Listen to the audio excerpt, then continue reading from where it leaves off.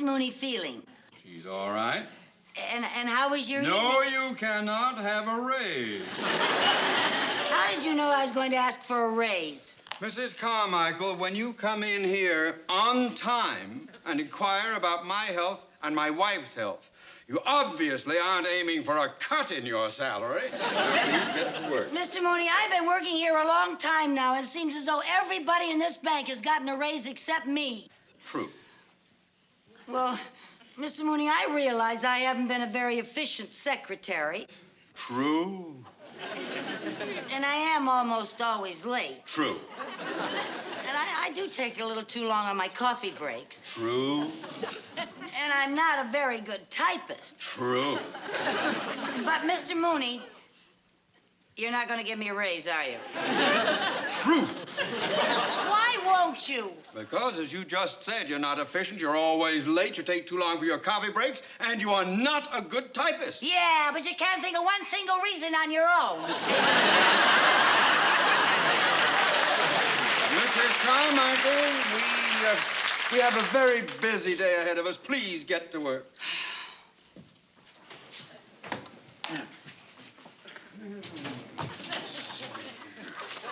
Mr. Mooney, What now?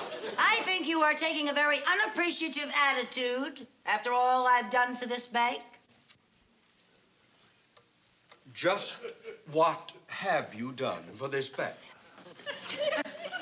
Well, in what condition was this bank before I came to work for it? It was the third largest financial institution in the city with assets of $300 million and 31 branches. And what condition is it in now?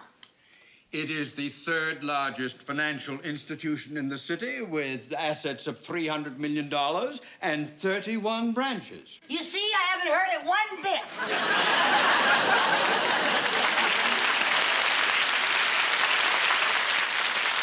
Back. I still think you ought to give me a raise. Nobody gives a raise. You have to earn it. Well, how? Either by being very efficient, which in your case is too ridiculous to discuss, or by performing some outstanding service for the bank. Like what? Well, Mr. Cheever gave his secretary an increase because she devised a new system of bookkeeping.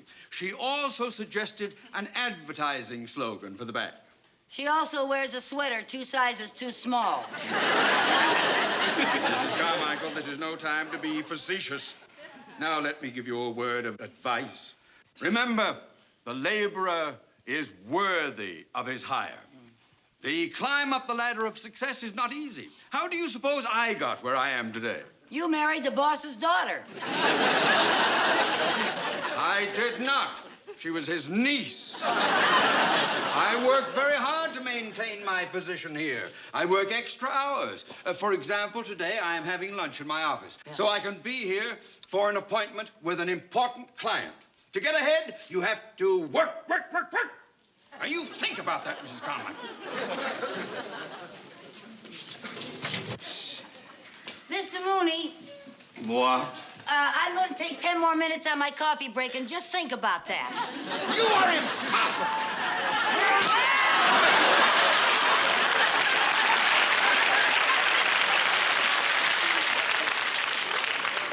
You got your new chair, huh?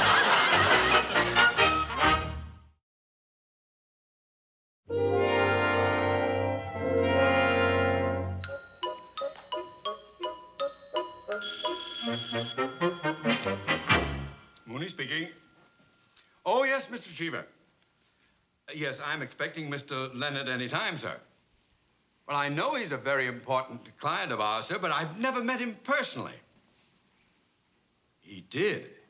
He produced the Danny Thomas Show, yeah? Dick Van Dyke. Oh, and I Spy. Oh, well, thank you, sir. That's a big help to me. Yes, indeed. Thanks very much. Oh, and thanks again for the chair. I flipped over it. Goodbye, sir.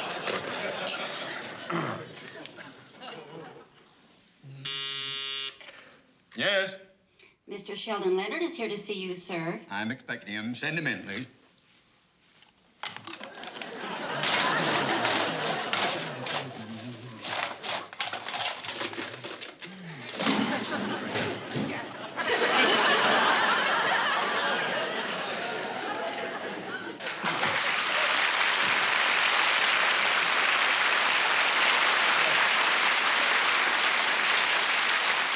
Mr. Leonard. My, it's so nice to see you, sir. Thank you. Have I interrupted your lunch? No. No, I had lunch hours ago, sir. Here's me. Oh, Mr. Leonard, won't you sit down, sir? There you are. Thank you. Make yourself comfortable. You know, Mr. Leonard, although we've never met, I feel that I've known you for years. I used to go to all those gangster movies you were in. I'm quite a fan of yours. Yes, I made a lot of those gangster movies. Yes. In fact, I still get bumped off 3 times a night on the Late Late Show.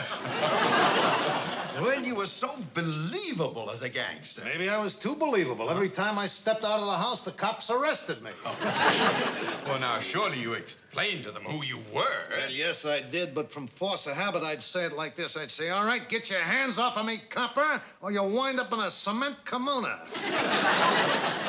Well, it must have been quite a loss to your public when you gave up acting to become a producer and director. What public? No. I was one of those actors that people would see on the street and they'd say, hey, look, there goes, what's his name? The face was familiar, but they couldn't remember the name. Well, you have to expect that of people. From my own kids? Yeah. Twice the little finks turned me in for the reward. Well, I must say it was a lucky day for television when you gave up acting and became a producer. Oh, I don't know about that. Oh, yes, it was. It was indeed. Why, anyone who owns a television set today knows the name Sheldon Leonard. Except my kids. They still refer to me as what's his name. Well, I won't forget your name. Oh? No, sir. I love those television shows of yours. There's that Danny Thomas show, the Dick Van Dyke, I Spy. That is the most wonderful show. The way you have worked that around so that the... Why, Mr. Leonard, you're blushing. Am I embarrassing you? Well, yes. Oh. But please continue. You forgot Andy Griffith's show and Goma Pyle. Andy Griffith and Goma Pyle, yes, and I understand that you are currently creating a new series. Well, yes, that's right. We're shooting the pilot now. You're shooting the pilot? No, that's an expression in television. It means that we're making a test, a sample film, you know. In fact, that's why I'm here to see you. Oh? Yes, we have a scene in which there's a bank holdup. And I think it would be more realistic if we filmed it in an actual bank. So, with your permission, I'd like to film it here. Film it here? Yes. In this bank? Yes. Well, now, I'd like to oblige you, Mr. Leonard, but that would disrupt our entire day. Well, I don't intend doing it during your business hours. No, we'll film it at night after the bank is closed. Well, it's unprecedented and against all regulation. We're bonded and fully insured. Well, I'm afraid not. It's quite out of the question. The screen credit will read Technical Advisor Theodore Mooney. That's Theodore J. Mooney, and when do we start? We want to film it tomorrow night, but I'd like to come in tonight and rehearse the scene with my principal actors, if you don't mind. By all means. And don't you worry about anything going wrong, Mr. Mooney. I'll watch your money as if it were my own. Well, with all the shows you do, most of it is. That's a little joke. I just made that up. Right on the spur of the moment. Maybe you could use it in your... It's not very funny. Is there anything else I can do for you, sir? Well, I would like to familiarize myself with the layout of the bank here. In the words of the trade, I'd like to case the joint. Case the joint. By all means, help yourself. Make yourself at home. Oh, I'd better give you a key, Mr. Leonard. Yes. Yeah. Now, here's the key to the front door of the bank, so you can use that tonight. Ah, thank you. You're welcome. Thanks very much. A great pleasure meeting you.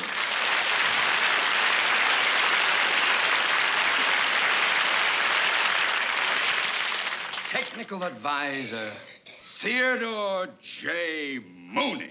Ah!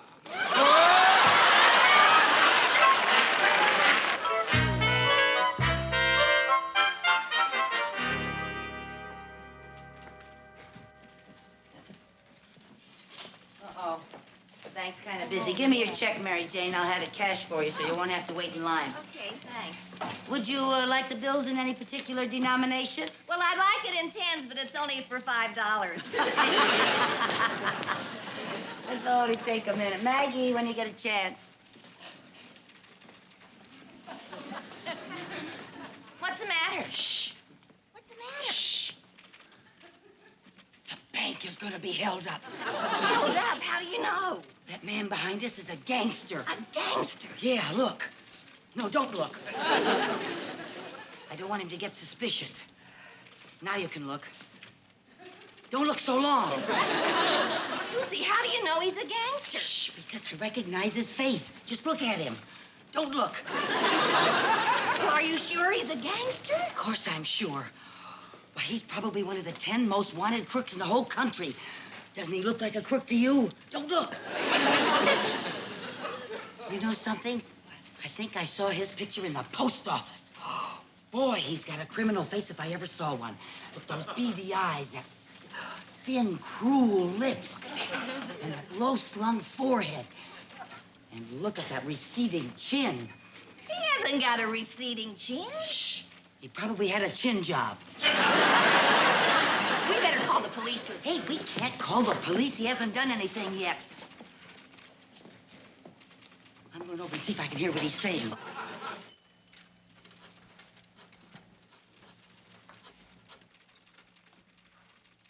Hello, Frankie. It's all set for the bank tonight.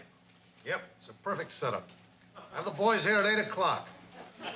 No, we can't wait. We have to shoot the pilot.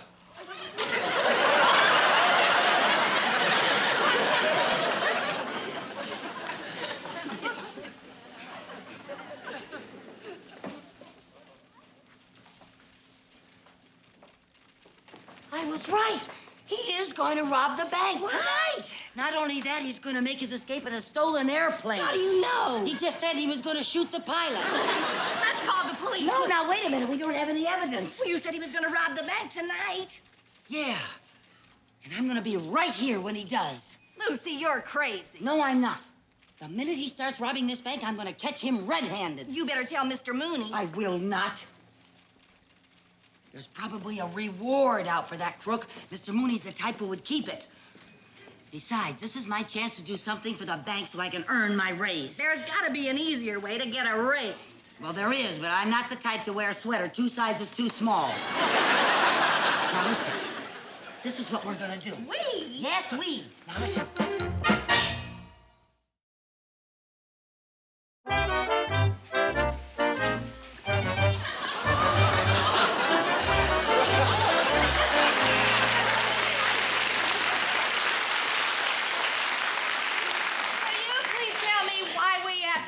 Like trick-or-treat. I already told you, so they'll think we're scrub women and not kill us. Well, I hope not. I wouldn't want to get caught dead in this outfit. Never much. Hey, Charlie, you wait for the car. Go.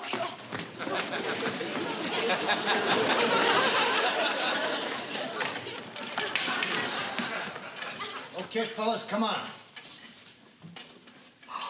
The nerve of him coming right through the front door. Oh, it's really something, Lucy. Shh, don't talk. Shh. Listen. Don't talk. Well, you're talking. Let's not talk about not talking. Shh. This is really a setup. It's a perfect setup. Yeah. There's a good place for us to line up people up when we start shooting. Right there. Now, remember, this whole thing has got to go like clockwork or we blow the whole bit. Now, Louie, you go back of the cashier's cage and scoop up all the money, right? Go. You get ready to unpack the nitro so you can blow the vault. All right? You stay at the door. Keep an eye on the door.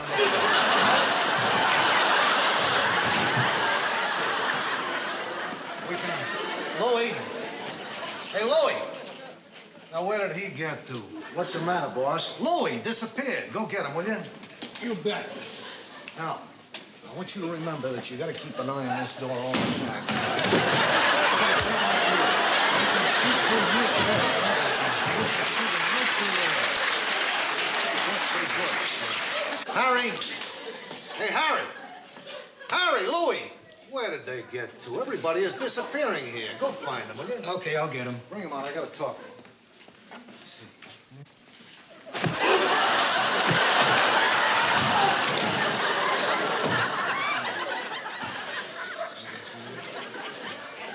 Boys. Louie. Harry, Pete, somebody. Where did everybody get to?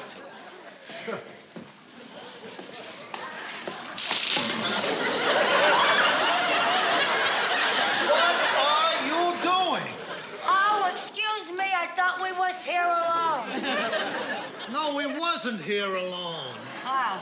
Did you see some men go back there? Men? Yeah. If there was men back there, do you think we'd be out here? I'd better go see for myself.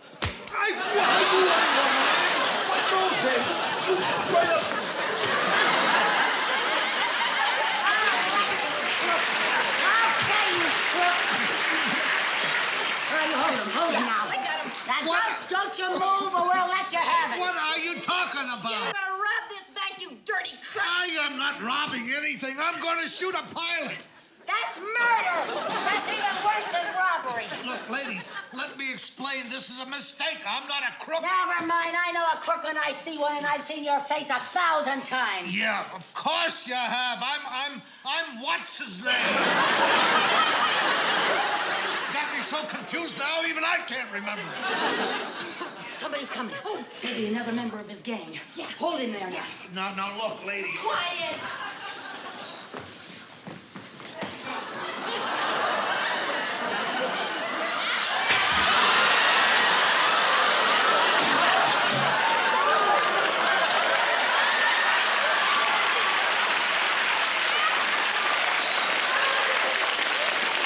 He's holding up his own bank.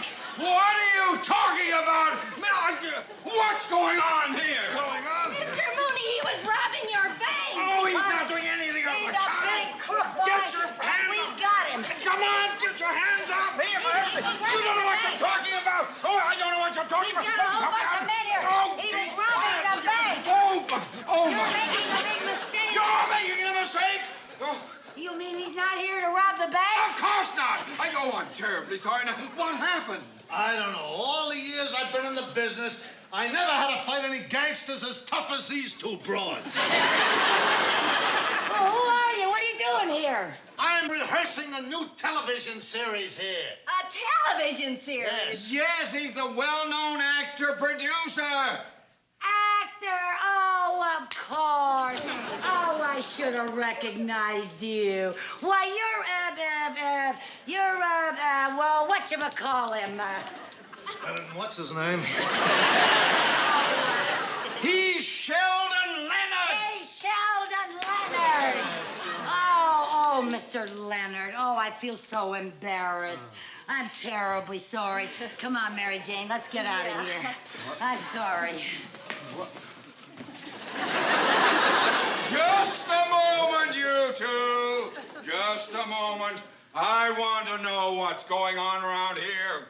Well, Yeah, so do I. yeah, well, I'm Mr. Mooney's secretary, and I thought you were robbing the bank, and Mr. Mooney said I could earn a raise if I did something extra and special, and when I heard that you were going to shoot a pilot, well, I thought you were crooks, and that if I caught you, I'd get a raise, and the Department of Income Tax could stop sending me sympathy cards.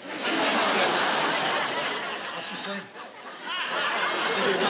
I wouldn't know. I speak 7 languages, but not hers. I'm terribly sorry. Come on, Mary Jane. No, wait a minute. Come back here. Come here. What? You ever done any acting? Acting? Yeah. No, sir. Well, I suddenly got this idea for a new television series. You see, it would be about this kooky red-headed girl, you see, and she works in a bank, and she gets into all sorts of impossible situations, and forget it, nobody would ever believe it.